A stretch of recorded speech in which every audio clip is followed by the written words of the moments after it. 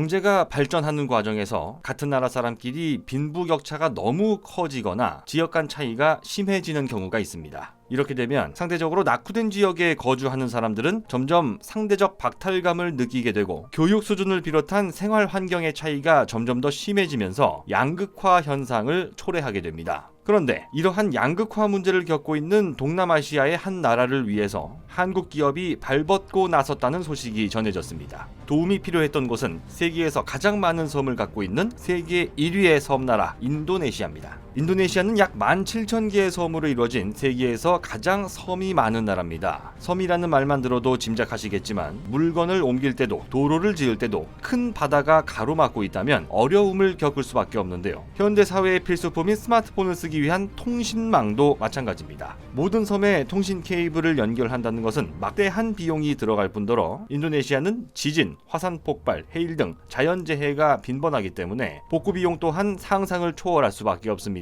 하지만 놀라운 사실은 인도네시아의 4세대 이동통신망 서비스 보급률이 90%에 달한다는 겁니다. 섬이 저렇게 많은데 어떻게 통신 서비스 보급률이 높을까요? 그 이유는 극히 일부 지역에 사람들이 몰려 살기 때문입니다. 수도 자카르타가 있는 자와섬 그리고 수마트라까지 2개 섬에 전체 인구의 80%가 몰려 살고 있는데요. 이 두 섬에만 집중적으로 통신망을 설치하면 되니까 여기 산다면 별로 불편할 일은 없을 겁니다. 문제는 다른 지역 주민들입니다. 특히 인도네시아의 가장 동쪽 지역인 파푸아 섬은 우리나라보다 3배 이상 넓지만 통신 인프라가 좋지 않습니다. 왜냐하면 인도네시아 사람들이 주로 모여 사는 서부 지역과 정반대 위치에 있는 데다가 인구도 많지 않아서 인프라 투자 우선순위가 뒤처질 수밖에 없기 때문입니다. 결국 파푸아 지역에 사는 340만 명의 주민은 같은 인도네시아 국민이지만 대부분의 사람들이 쓰는 무선 통신망을 제대로 활용하지 못하는 불평등한 상황이었는데요. 그런데 한국 3대 통신사 중 하나인 KT가 인도네시아 파푸아섬 통신 인프라 해결사로 나섰습니다. KT의 위성 서비스 전문 자회사인 KT셋은 인도네시아 정부가 발주한 초고속 위성 통신망 구축 사업을 수주했다고 밝혔는데요. KT셋은 총 4개의 위성을 보유하고 있으며 지난 2017년 5월 5일 무궁화 위성 7호 발사에 성공한 바 있습니다. 무궁화 위성 7호는 한반도뿐만 아니라 동남아 지역까지 커버할 수 있기 때문에 섬이 많은 동남아시아 국가에 초고속 위성 통신 서비스를 제공하는 것이 가능합니다. 한국의 KT셋은 인도네시아 현지 위성 인터넷 사업자 DTP와 협력해서 무궁화 위성 7호를 통해 파푸아 지역 1,300여 개 공공시설에 인공위성 기반 통신망을 공급합니다. 지금까지 열악한 통신 환경 때문에 제대로 된 공공 서비스를 누리지 못했던 300만 명 이상의 지역 주민들도 행정과 의료, 교육 서비스를 받을 수 있게 됐다고 하니 정말 다행이 아닐 수 없습니다.